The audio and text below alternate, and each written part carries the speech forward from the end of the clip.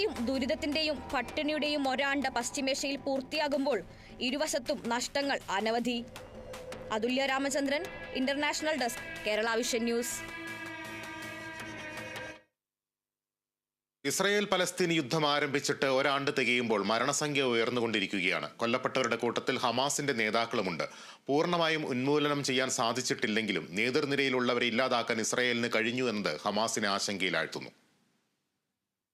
യുദ്ധം ആരംഭിച്ച് ഒരാഴ്ചക്കകം ഹമാസിനെ പൂർണ്ണമായും തുടച്ചു നീക്കുമെന്ന് അവകാശപ്പെട്ടെങ്കിലും ഹമാസ് നേതൃനിരയിലെ പ്രധാനികളിൽ ഒരാൾ കൊല്ലപ്പെട്ടെന്ന വാർത്ത വരുന്നത് പിന്നെയും 3 മാസങ്ങൾ കഴിഞ്ഞാണ്.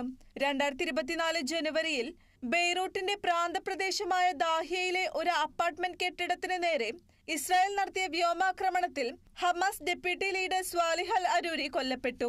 അന്ന് അരൂരിക്കൊപ്പം കൊല്ലപ്പെട്ടവരിൽ ഹമാസ് ആയുധ വിഭാഗത്തിന്റെ നേതൃത്വം വഹിക്കുന്ന സമീർ ഫിൻഡി, അസം അൽ അഗ്ര എന്നിവരും ഉണ്ടായിരുന്നതായി പിന്നീട് സ്ഥിരീകരിച്ചു.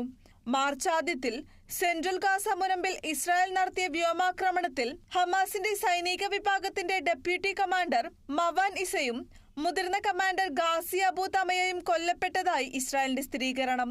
2017 മുതൽ 7 വർഷക്കാലം ഹമാസിനെ നയിച്ച രാഷ്ട്രീയ നേതാവ് ഇസ്മായിൽ ഹനിയെ കൊല്ലപ്പെട്ടതാണ് ഹമാസിനെ ഏറ്റവും പ്രതിരോധത്തിലാക്കിയത്.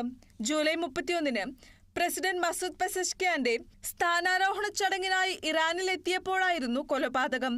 ഇതിന്റെ ഉത്തരവാദിത്തം ഇസ്രായേൽ ഏറ്റെടുത്തില്ലെങ്കിലും ഇസ്രായേൽ തന്നെയാണ് കൊലപാതകത്തിന് പിന്നിലെന്നാണ് ഹമാസ് പറയുന്നത്.